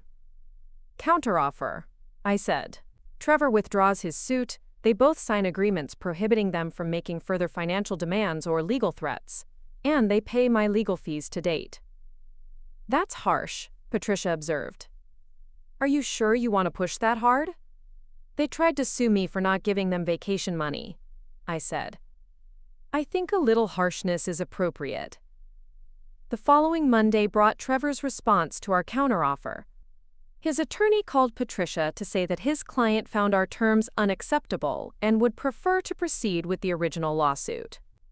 "Apparently, Trevor thinks he can still win," Patricia told me. "His lawyer tried to convince him otherwise, but Trevor is convinced that family court judges will side with him against a wealthy older woman who's refusing to help her struggling children." "Then let's give him what he wants," I said. "File our countersuit and let's take this to trial." The next few days were a whirlwind of legal activity. Our countersuit was filed and the media attention began almost immediately. A local news station picked up the story of the forensic accountant being sued by her own family for refusing to fund their travel plans. The headline read, "Daughter sues mother for travel money, gets lesson in financial law instead." The article interviewed legal experts who universally agreed that Trevor's case was frivolous and potentially fraudulent. One law professor was quoted as saying, "This appears to be an attempt to use the court system to enforce a sense of entitlement to someone else's money. It's exactly the kind of case that demonstrates why we have sanctions for frivolous litigation." Madison called me that evening, her voice tight with panic. "Mom, there are reporters calling our house," she said. "They're asking about the lawsuit, about our relationship, about Trevor's business plans. This is humiliating." "It's about to get much worse," I said calmly. "When our countersuit becomes public record, reporters will have access to all the evidence we've compiled about your financial manipulation tactics." "You can't let that happen," Madison said desperately. "People will think we're terrible people." "Madison, you attempted to sue me for vacation money," I replied. "People already think you're terrible people." "Please," she whispered. "Isn't there something we can do to stop this?" "Yes," I said. "Trevor can withdraw his lawsuit, you can both sign non-harassment agreements, and you can pay my legal fees." Same offer as before. "But that makes it look like we were wrong," Madison protested. "You were wrong," I said simply. "And now you're learning that being wrong in public is more expensive than being wrong in private." The call ended with Madison promising to talk to Trevor about accepting our terms. But I knew the conversation would be complicated by Trevor's ego and his inability to admit that his legal strategy had been doomed from the start. 3 days later, Patricia called with an update that surprised even me. "Trevor's attorney has withdrawn from the case," she said. "Apparently, he realized that representing Trevor could expose him to sanctions for filing a frivolous lawsuit, Trevor is now representing himself. That's not good for Trevor, I observed. No, it's not, Patricia agreed. And it gets better. The judge assigned to the case is the Honorable Margaret Chen, who's known for her intolerance of frivolous litigation and her expertise in family financial law. Judge Chen was a legend in legal circles, a former prosecutor who had specialized in financial crimes before being appointed to the bench. She was particularly harsh on litigants who tried to abuse the court system for personal gain. When is the hearing scheduled? I asked. Next Tuesday at 10 a.m., Patricia said. And Jean, you should know that the judge has already reviewed the preliminary filings. Her clerk called to say that Judge Chen is very interested in this case and has requested that both parties be prepared for detailed questioning about their financial relationship. That weekend, I spent time preparing for the hearing, reviewing all the evidence my team had compiled. The documentation was overwhelming. Spreadsheets showing the escalation of Madison and Trevor's demands, recordings of conversations where they had questioned my mental competency, copies of their budget that included my money as a line item. But the most powerful evidence was Trevor's own lawsuit. In his filing, he had claimed that I owed him money based on verbal promises and family obligations. He had essentially argued that adult children had a legal right to their parents' financial support, regardless of the parents' wishes or the children's behavior. Sunday evening brought one final attempt at reconciliation. Madison arrived at my house uninvited, carrying a bouquet of flowers and a handwritten letter. I wrote this myself, she said, holding out the letter with trembling hands. No coaching from Trevor, no legal advice. Just my thoughts about what's happened between us. I accepted the letter and read it while Madison waited on my porch. It was 4 pages long, filled with apologies and regrets, promises to do better, and declarations of love. But as I read through it, I noticed what was missing. Any acknowledgement of specific wrongdoing, any acceptance of responsibility for the lawsuit, any commitment to changing the behaviors that had damaged our relationship. It's a beautiful letter, I said when I finished reading, but it doesn't address the core issues. What do you mean? Madison asked, genuine confusion in her voice. You apologize for hurting my feelings, but you don't acknowledge calling me too old to understand the world, I explained. You express regret about our conflict, but you don't take responsibility for Trevor's lawsuit. You promise to do better, but you don't specify what behaviors you plan to change. Madison's face fell. I thought you'd be happy that I apologized. I am happy that you tried, I said gently. But apologies without accountability aren't meaningful. They're just words designed to make the apologizer feel better. I don't know what you want from me, Madison said, frustration evident in her voice. I want you to understand that actions have consequences, I replied. I want you to recognize that treating someone poorly and then trying to legally force them to give you money is unacceptable behavior. I want you to take responsibility for the choices that led us to this point. Madison stood on my porch for several more minutes, clearly struggling with what I had said. Finally, she spoke in a voice barely above a whisper. If I do all that, if I acknowledge everything and take responsibility, will you drop the countersuit? I'll consider it, I said. But first, Trevor needs to withdraw his lawsuit unconditionally. He won't do that, Madison said. He says that would be admitting defeat. Then Tuesday's hearing will admit it for him, I replied. Tuesday morning arrived clear and cold, perfect weather for what I knew would be a decisive day. I dressed carefully in my most professional suit and arrived at the courthouse 30 minutes early, accompanied by Patricia and 2 associates from her firm. Trevor and Madison were already there, sitting on a bench outside the courtroom. Trevor was holding a stack of papers and speaking animatedly to Madison, who looked pale and nervous. When they saw me, Trevor stood up and walked over with what I assumed was meant to be a confident stride. Sean, we can still work this out, he said, his voice carrying that familiar tone of condescension I had come to despise. I'm prepared to offer a compromise that protects everyone's interests. I'm listening, I said, curious about what Trevor considered a reasonable compromise. I'll reduce my damages claim to $25,000, he said, as if he were doing me a tremendous favor. That covers our immediate travel expenses and compensates us for the emotional distress you've caused, but it's significantly less than we could have demanded." I stared at him, amazed by his complete inability to understand the situation. Even now, minutes before facing a judge, Trevor still believed he was entitled to my money and was being generous by reducing his extortion demands. "Counteroffer," I said calmly. "You withdraw your suit, apologize for wasting everyone's time, and never contact me again." Trevor's face reddened with anger. "You're going to regret being so stubborn," he said. "Judge Chen is going to hear about how you've abandoned your own daughter, how you've used your wealth to control and manipulate your family." "I look forward to that conversation," I replied. The hearing began promptly at 10 o'clock. Judge Chen was exactly as advertised, sharp, direct, and clearly impatient with frivolous litigation. She had obviously reviewed the case files thoroughly and wasted no time getting to the heart of the matter. "Mr. Nash," she began, looking at Trevor over her reading glasses, "I've reviewed your complaint, and I have to say, I'm struggling to understand the legal basis for your claims. Can you explain to me how verbal statements from your mother-in-law about family support constitute binding financial contracts?" Trevor launched into a rambling explanation about family obligations and reasonable expectations, but Judge Chen cut him off within minutes. "Mr. Nash, that's not how contract law works," she said firmly. "You can't sue someone for failing to give you money that was never legally yours. Now, I've also reviewed the countersuit filed by Mrs. Sullivan, and I find those claims much more compelling.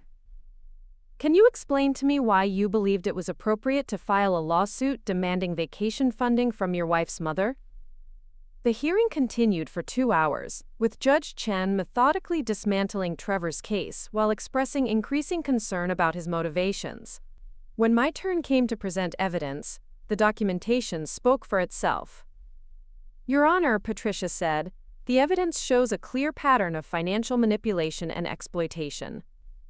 Mr. Nash and his wife have systematically attempted to coerce Mrs. Sullivan into funding their lifestyle through emotional abuse, threats to family relationships, and ultimately legal intimidation." Judge Chen reviewed our documentation with obvious interest, paying particular attention to the budget that Trevor had submitted as evidence of my agreement to fund their plans. "Mr. Nash," she said finally, "this budget document appears to show that you plan to spend Mrs. Sullivan's money for years into the future, with escalating amounts each year. Can you explain how you believed you had the right to budget someone else's retirement savings?" Trevor's response was a disaster. He attempted to argue that families should support each other's dreams, that older generations owed younger ones financial assistance, that my resistance to their plans was evidence of age-related decline in judgment. Judge Chen's expression grew colder with each word. "Mr. Nash," she said when he finished, "what you're describing is not family support, it's financial abuse. And your lawsuit appears to be an attempt to use this court system to continue that abuse." The final blow came when Judge Chen reviewed the timeline of events leading up to the lawsuit. "So let me understand this correctly," she said. "Mrs. Sullivan declined to fund your travel plans. You and your wife responded by questioning her mental competency and demanding she submit to medical evaluation. And when she continued to refuse your financial demands, you sued her for breach of contract?" "We were trying to help her understand modern opportunities," Trevor said desperately. "By suing her for vacation money?"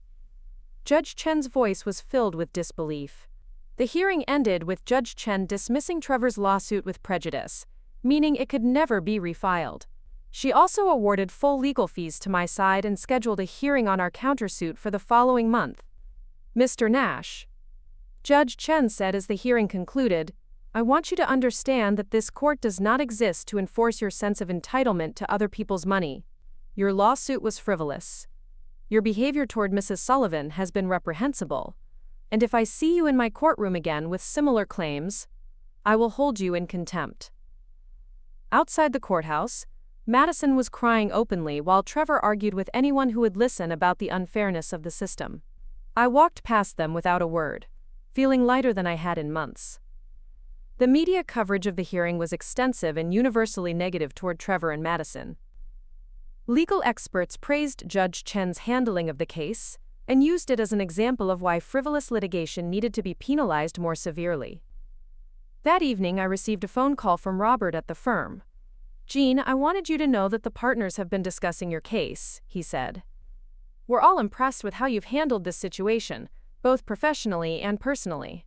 "Thank you," I said. "It's been challenging, but also educational." "We'd like to expand your department," Robert continued. "This case has generated significant interest in our forensic family finance services.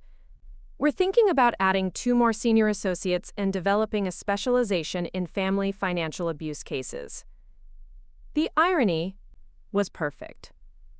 Madison and Trevor's attempt to exploit me financially had ended up advancing my career and giving me the resources to help other people in similar situations. 6 months later, I was sitting in my expanded office, reviewing case files for what had become the most successful department in the firm's history. The Harrison family financial abuse case had been resolved with full restitution to the victim. The Collins estate fraud had resulted in criminal charges for the perpetrators. And the infamous Nash versus Sullivan case had become required reading in law schools as an example of frivolous litigation. I hadn't spoken to Madison since the day of the hearing. She had sent several letters, each one following the same pattern. Apologies for my hurt feelings, followed by explanations of her behavior and hints about financial difficulties. None had acknowledged actual wrongdoing or accepted responsibility for the choices that had destroyed our relationship. Trevor, meanwhile, had fled the state after our countersuit resulted in a judgment against him for attempted extortion and harassment. The criminal charges were still pending, but he had made it clear through his attorney that he had no intention of returning to face them. My life had found a new rhythm, one based on mutual respect rather than exploitation. I had colleagues who valued my expertise, clients who appreciated my work, and friends who treated me with the dignity I had forgotten I deserved. The roses in my garden were blooming beautifully, nurtured by someone who finally understood that love without boundaries was not love at all, and for the first time in years, I was truly happy. Sometimes, the greatest gift you can give someone is the opportunity to face the consequences of their choices. Madison and Trevor had learned that lesson the hard way, but they had learned it completely. And I had learned something equally valuable, that protecting yourself from people who claim to love you is not selfish. It's essential. The morning sun streamed through my office window as I opened a new case file, ready to help another family navigate the complex intersection of love, money, and respect. It was work that mattered. Work that used every skill I had developed. Work that reminded me daily that age brings wisdom, not obsolescence. Madison had been wrong about so many things, but she had been especially wrong about my understanding of the modern world. I understood it perfectly. It was a place where respect was earned, where love required boundaries, and where financial abuse, no matter who perpetrated it, came with consequences. And I had never been more ready to face whatever challenges that world might bring. 1 year after the courthouse victory that had changed everything, I found myself standing before a packed auditorium at the State Bar Association's annual conference. The topic of my keynote speech was Financial Abuse in Family Systems, Recognition, Documentation, and Legal Remedies. As I looked out at the sea of attorneys, judges, and legal professionals, I couldn't help but think about how far I'd traveled from that dinner table where my daughter had called me too old to understand the real world. The past 12 months had been a whirlwind of professional growth and personal healing. My department at Kensington Walsh & Associates had expanded to include 8 full-time forensic accountants, 3 paralegals, and 2 victim advocates. We had handled over 200 cases involving family financial abuse, recovering millions of dollars for victims, and securing criminal convictions against dozens of perpetrators. But the work had been more than just professionally satisfying. Each case had taught me something new about the psychology of financial exploitation, the patterns that predators used, and the devastating impact on victims who often blamed themselves for the abuse they endured. Ladies and gentlemen, I began, my voice carrying clearly through the auditorium's sound system. Financial abuse within families is one of the most underreported and misunderstood crimes in our legal system. Victims often don't recognize what's happening to them because the perpetrators are people they love and trust. I clicked to my first slide, which showed statistics about elder financial abuse that made the audience murmur in surprise. The numbers were staggering. Billions of dollars stolen annually from older adults, with family members responsible for over 60% of the cases. The traditional model of financial abuse assumes that victims are cognitively impaired or emotionally vulnerable. I continued. But my research has shown that perpetrators often target the most competent and successful victims, precisely because they have more assets to exploit. I told them about the Henderson case, where a successful business owner had been systematically drained of her retirement savings by her son and daughter-in-law. The couple had used a combination of fake medical emergencies, fabricated investment opportunities, and emotional manipulation to extract over $400,000 before the victim finally sought help. Mrs. Henderson was a certified public accountant with 40 years of experience. I explained. She wasn't confused or incompetent. She was a loving mother who had been conditioned over time to prioritize her children's immediate wants over her own long-term security. The audience was engaged, asking thoughtful questions about identification techniques and legal strategies. Several judges shared their own experiences with similar cases, and the discussion that followed was both educational and validating. During the lunch break, I was approached by Detective Maria Santos from the state's Financial Crimes Unit. She had been working on a complex case involving multiple family members and wanted to consult with our team. "Miss Sullivan, we've got a situation that's right up your alley," she said, settling into the chair across from my table. "3 siblings who've been systematically looting their mother's accounts while convincing her that her memory is failing. They've got her so confused she's signing documents without reading them." I felt the familiar surge of anger that came with hearing about these cases. "How much have they taken?" "Close to $2 million so far."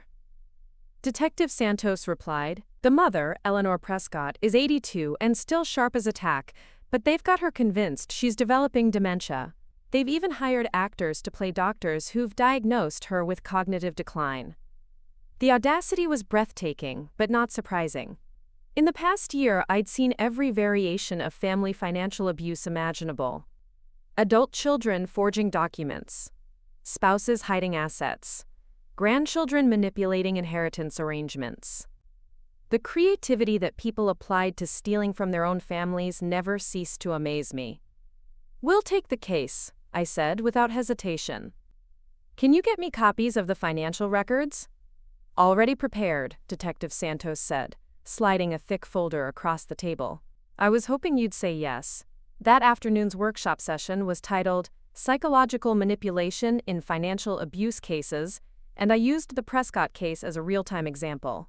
The audience was horrified as I described the tactics being used against Mrs. Prescott, but they were equally impressed with the forensic techniques we could employ to document the abuse. The key is understanding that financial predators rely on psychological control as much as legal deception, I explained.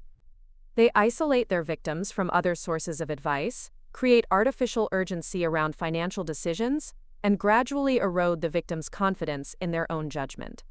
A family court judge raised her hand.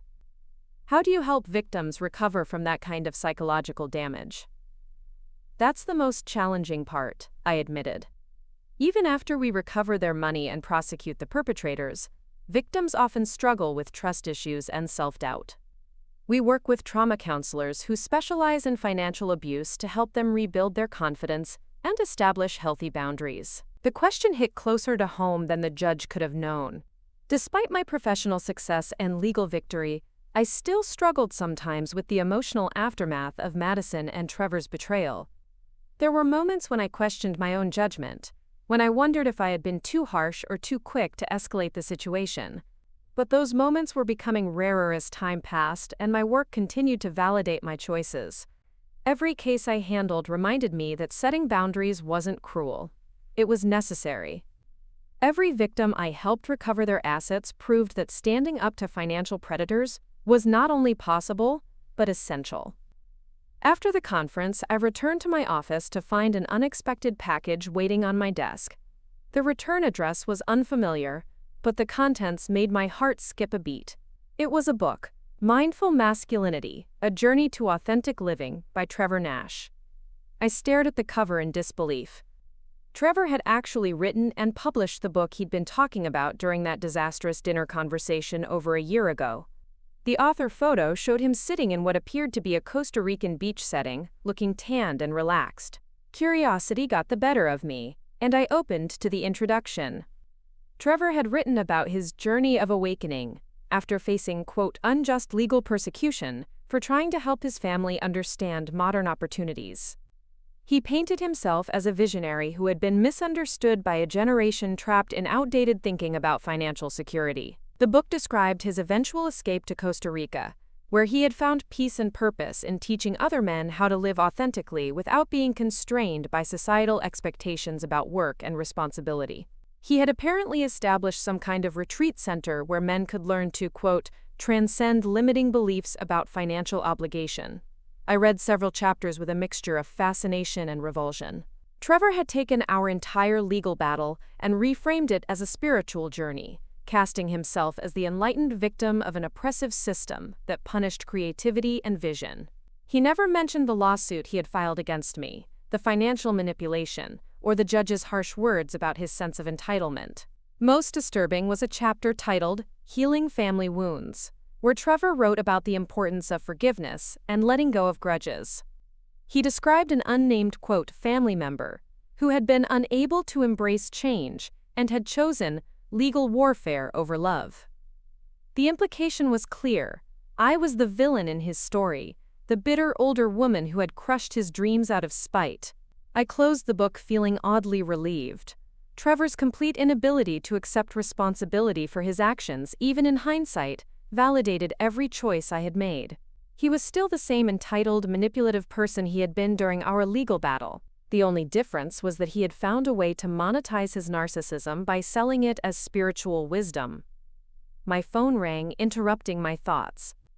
Dr. Angela Foster's voice was excited as she briefed me on a breakthrough in the Prescott case. "Jean, you're not going to believe what we found," she said. "The fake doctor appointments? They were all filmed. Mrs. Prescott's daughter recorded the sessions where actors pretended to diagnose her mother with dementia, apparently planning to use them as evidence if anyone questioned her mother's competency." "She filmed her own fraud?"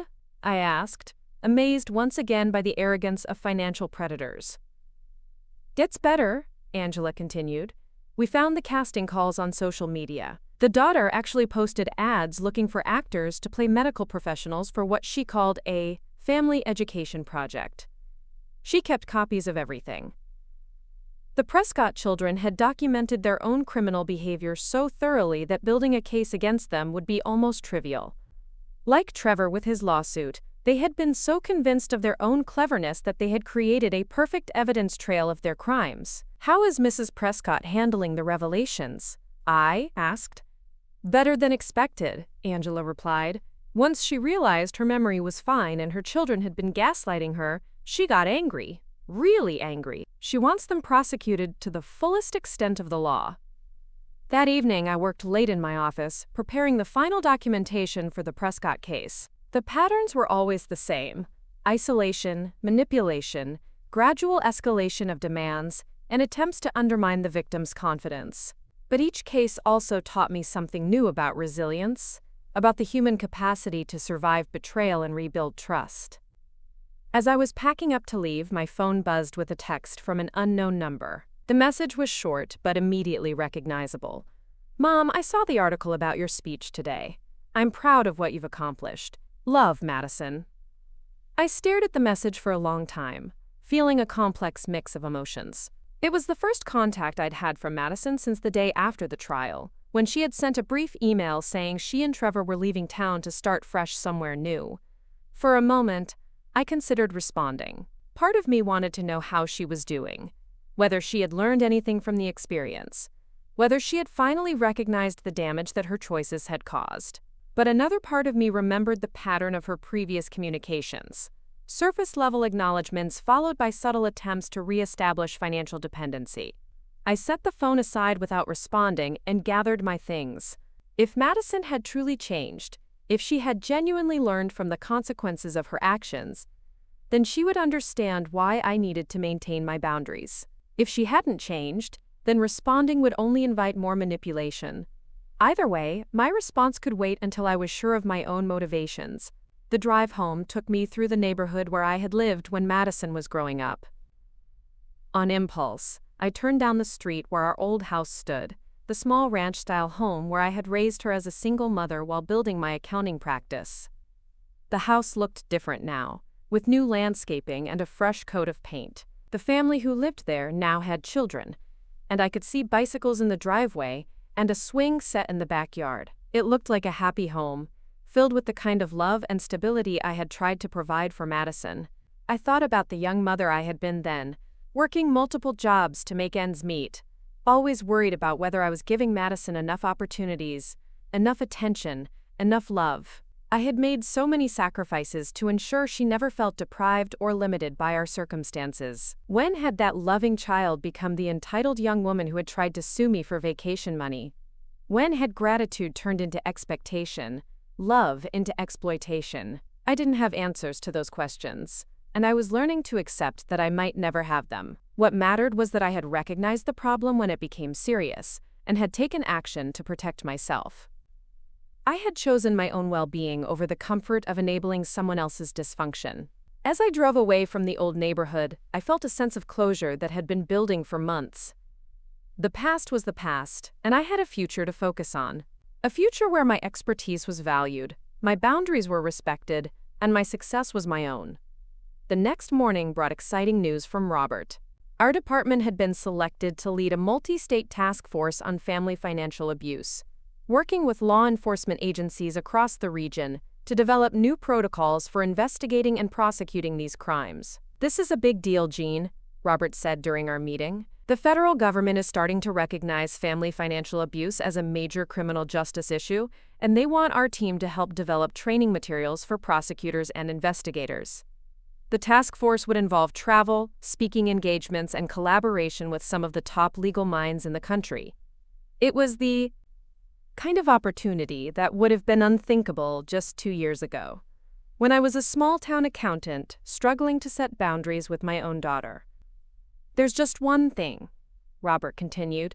"The position comes with significant media attention. You'll be doing interviews, appearing on news programs, possibly even testifying before Congress about the scope of the problem." I thought about Trevor's book, about how he had twisted our story to make himself the hero and me the villain. The idea of putting myself in the public eye was intimidating, knowing that he might use any media coverage to further his narrative about being persecuted for his vision. But then I thought about Mrs. Prescott, about the Henderson family, about all the victims I had helped over the past year. They deserve to have their stories told accurately, to have someone speak for them who understood what they had endured. "I'll do it," I said. "When do we start?" The first media interview was scheduled for the following week, a segment on a national morning show about the growing problem of family financial abuse. As I prepared for the interview, I realized that I would likely be asked about my own experience with Madison and Trevor. I decided to be honest about it. My personal experience had informed my professional work, and there was value in showing that financial abuse could happen to anyone, even someone with financial expertise. If sharing my story helped other victims recognize their own situations, then the personal cost would be worth it.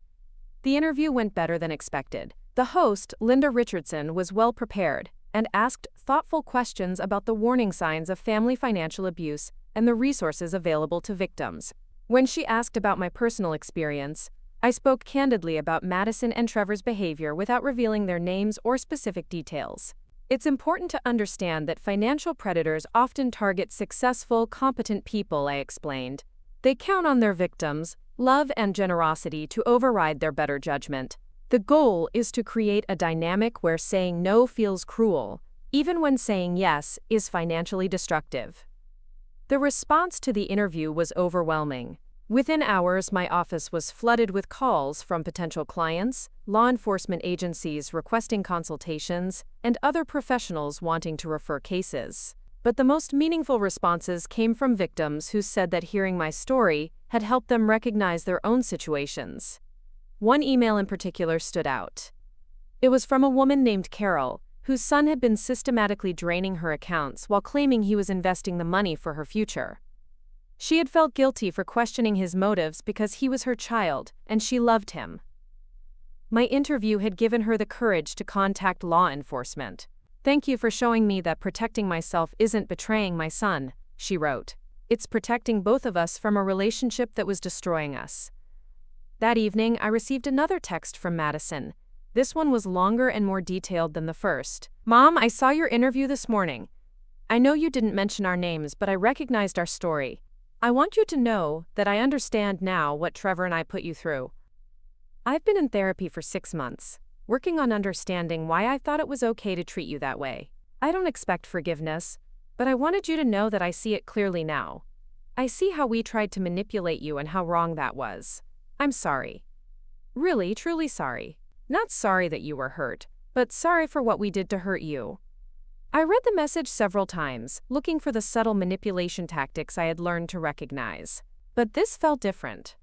The language was more direct, the acknowledgement more specific, the tone more genuine. Still, I hesitated to respond.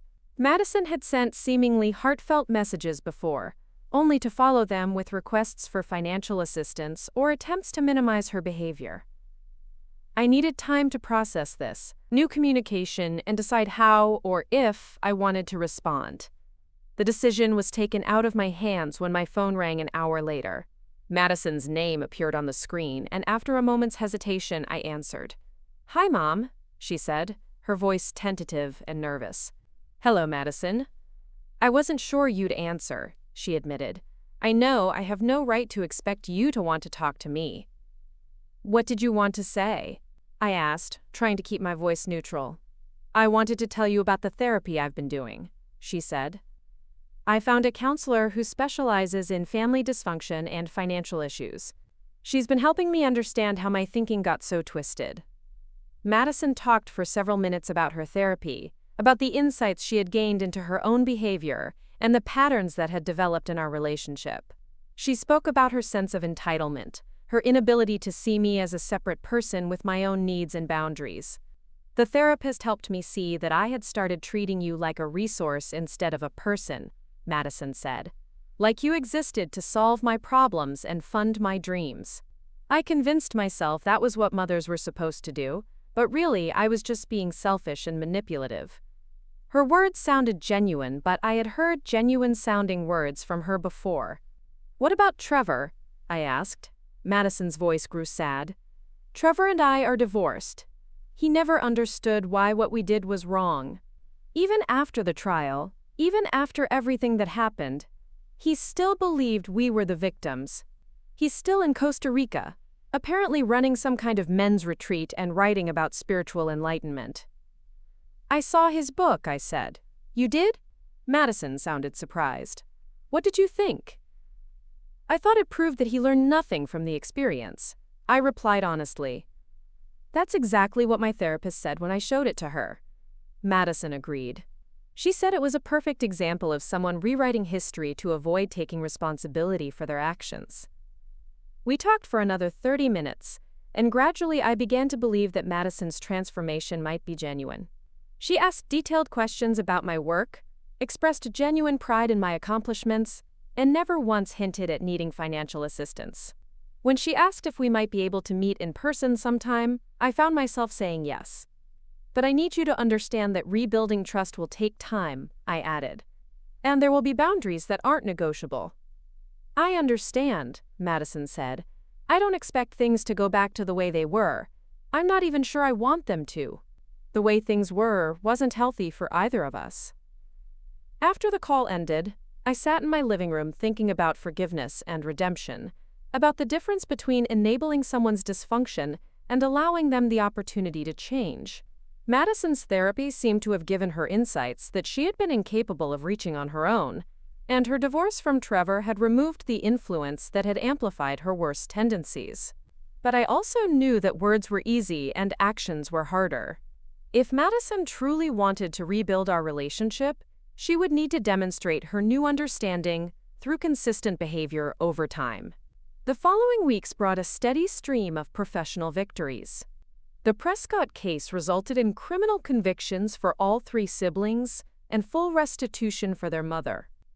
The task force was making progress on developing new training protocols for law enforcement. My department's success rate in recovering stolen assets was approaching 90%. But the most satisfying victory was personal.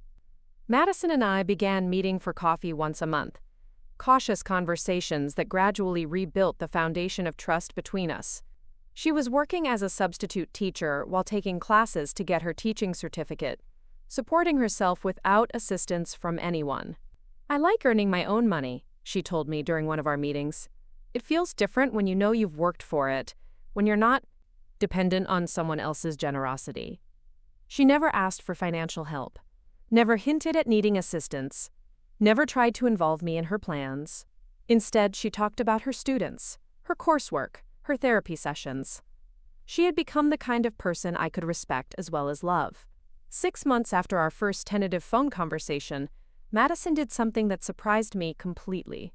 She asked if she could volunteer with my department, helping to develop educational materials for families about financial abuse prevention. "I know I can't undo what I did," she said, "but maybe I can help other families avoid making the same mistakes. I understand the mindset of financial predators because I used to be one. Maybe that perspective could be useful." The idea was both appealing and complicated. Madison's insights into the psychology of financial manipulation could indeed be valuable, but involving her in my work would blur boundaries that I had worked hard to establish. After consulting with my team and thinking carefully about the implications, I agreed to let Madison contribute to our educational outreach on a limited basis. She proved to be surprisingly effective at helping other young adults recognize their own entitled attitudes and develop healthier financial relationships with their families.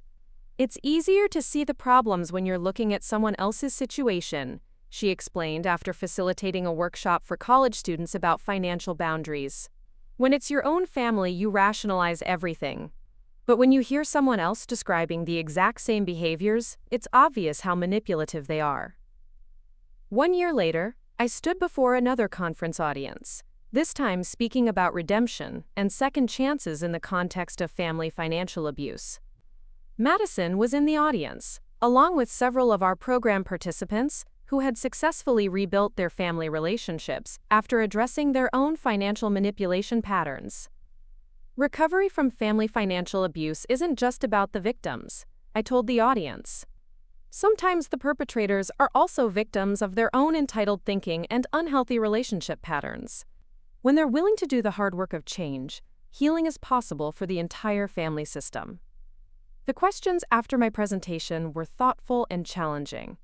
One therapist asked about the difference between genuine change and manipulative behavior designed to regain access to financial resources. "Time and consistency," I replied. "Genuine change is demonstrated through sustained behavior over months and years, not through words or temporary modifications. Real transformation involves accepting consequences without resentment and rebuilding trust without expectations." After the conference, Madison and I drove back to town together, talking about her plans to start graduate school in family therapy. She wanted to specialize in financial trauma and family dysfunction, using her own experience to help other families heal from similar wounds. "Do you think you'll ever completely trust me again?" she asked as we neared my house. I thought about her question carefully before answering. "I think I'll trust you as much as our new relationship warrants," I said. "I can't go back to trusting you the way I did before, because that trust was based on assumptions that proved to be false. But I can build a new kind of trust based on who you are now and the choices you're making now." "That seems fair," Madison said. "I wouldn't trust the person I used to be either." As I walked into my house that evening, I felt a deep sense of satisfaction with the life I had built. My work was meaningful and successful, my relationships were based on mutual respect rather than exploitation, and I had proven that it was possible to maintain both love and boundaries simultaneously. Madison's transformation had been a gift I hadn't expected, but it wasn't the source of my happiness or success. I had built those things for myself, on my own terms, using skills and wisdom that no one could dismiss as outdated or irrelevant. The roses in my garden were blooming magnificently, tended by someone who had learned that some things in life required firm boundaries to flourish. And as I settled into my favorite chair with a book and a cup of tea, I reflected on how much my life had changed since that dinner conversation, when my daughter had called me too old to understand the real world. I understood the real world better than I ever had before. I understood that love without respect was hollow, that generosity without appreciation was exploitation, and that sometimes the most loving thing you could do for someone was to let them face the consequences of their choices. Most importantly, I understood that my worth wasn't determined by other people's opinions of my relevance or competence. I was Jean Sullivan, and I had never been more proud of who I had become. Up next, you've got 2 more standout stories right on your screen. If this one hit the mark, you won't want to pass these up. Just click and check them out.